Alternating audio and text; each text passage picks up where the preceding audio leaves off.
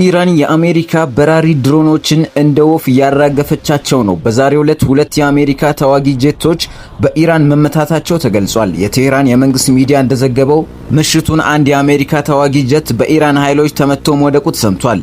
ይህንን ተከትሎ የአሜሪካ ጦር በማዕከላዊ ኢራን ግዛት ውስጥ የአሰሳና የማዳን ዘመቻ ለማካሄድ ከፍተኛ ጥረት እያደረገ ይገኛል።